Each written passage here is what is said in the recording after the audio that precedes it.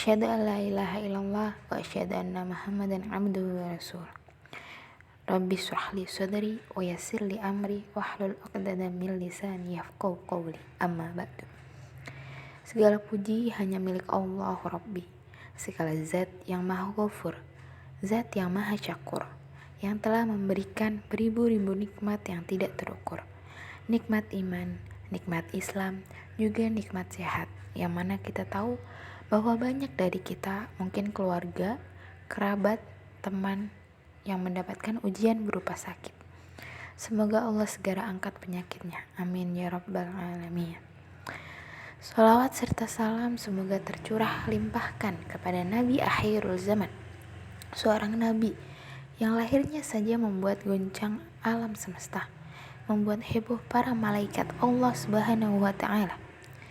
Nabi junjungan kita, yaitu Nabi Muhammad sallallahu alaihi wasallam. Allahumma shalli ala Muhammad wa ala ali Muhammad. Semoga keluarganya, sahabatnya, dan kita selaku umatnya yang mengikuti sunnah-sunnahnya mendapat syafaat darinya. Amin ya rabbal alamin. Baik, pembahasan kita kali ini adalah tentang ulumul Quran.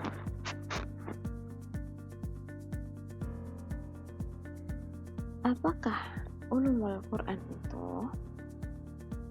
Jadi menurut bahasa, ulum adalah bentuk plural dari ilm.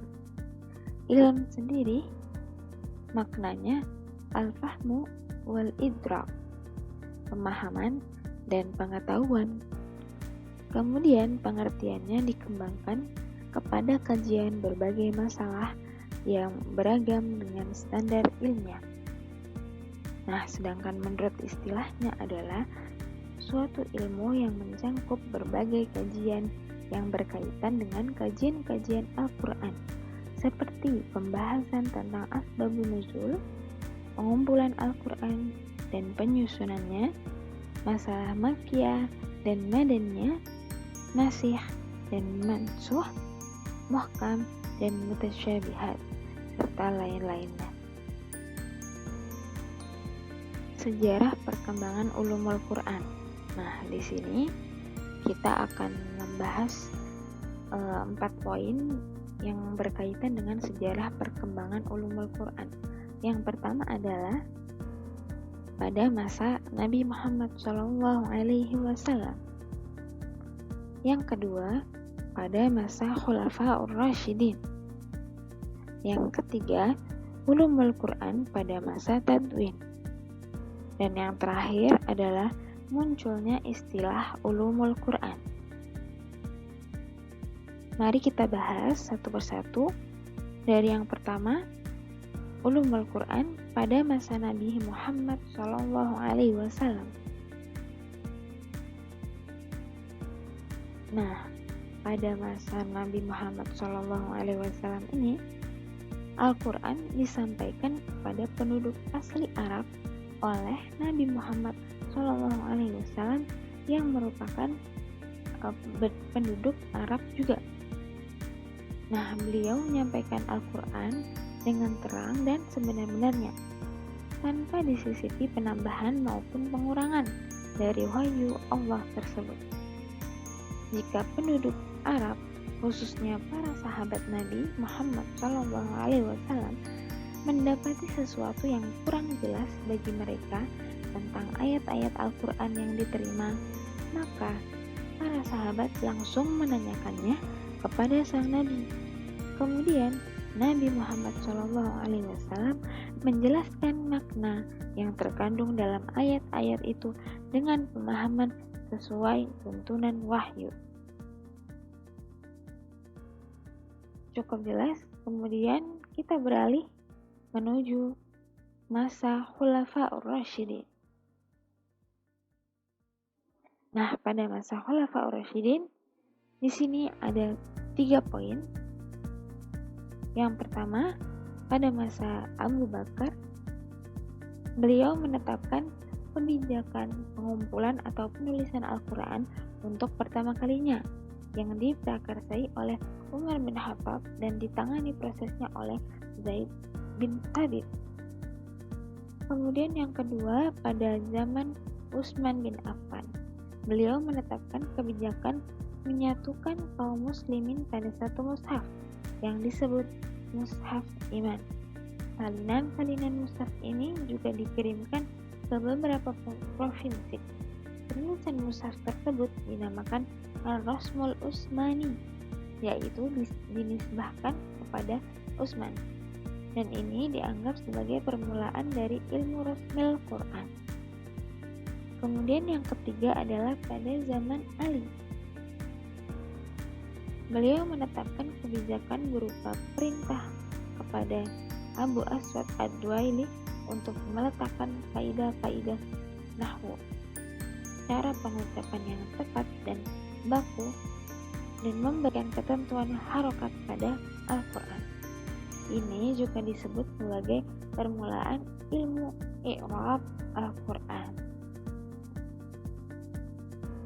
Kita sekarang menuju ke ulumul Quran pada masa tatwin atau pembukuan. Fase pembukuan ulumul Quran.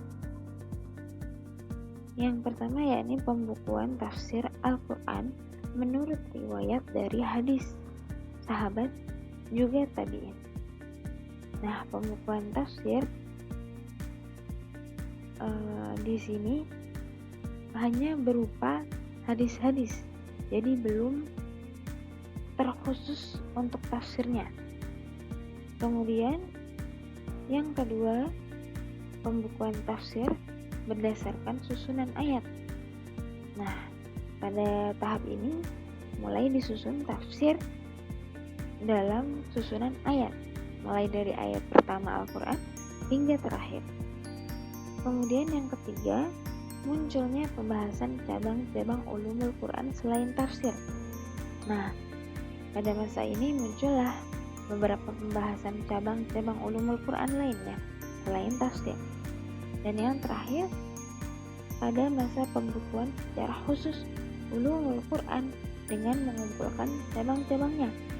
Nah, ketika bermunculan cabang-cabang ulumul Quran itu selain tafsir juga, maka dikumpulkanlah menjadi satu kesatuan yang bernama ulumul Quran. Nah, yang keempat, munculnya istilah ulumul Quran.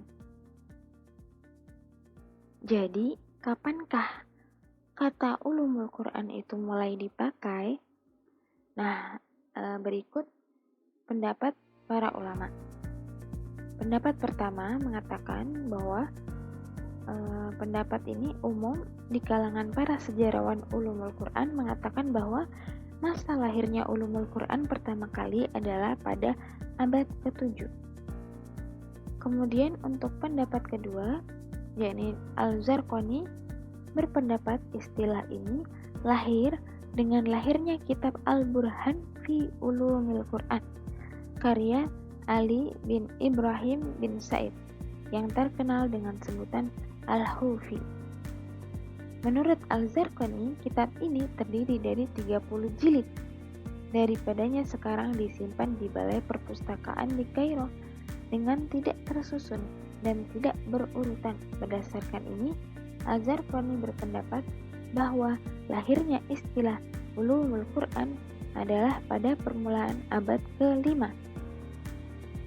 Sedangkan pendapat ketiga dari Subhi As-Shalih berpendapat bahwa orang yang pertama kali menggunakan istilah ulumul Quran adalah Ibnu Al-Mirzaban.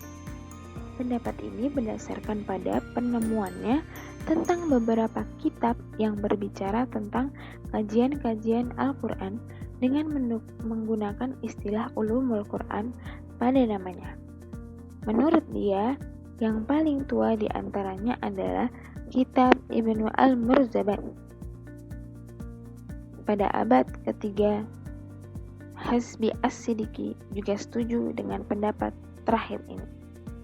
Nah, jadi dari ketiga pendapat tersebut, pendapat Subhi As-Shalih yang lebih kuat, sebab berdasarkan sejarah pertumbuhan ilmu ini sebagai yang telah dipaparkan sebelumnya, Ibnu Al-Mirzaban lah penulis yang paling pertama menggunakan istilah ulumul Quran pada kitabnya yang berjudul Al-Hawi fi Ulumil Quran.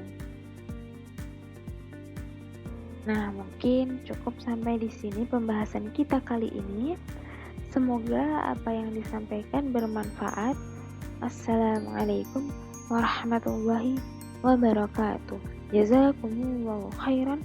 Terima kasih.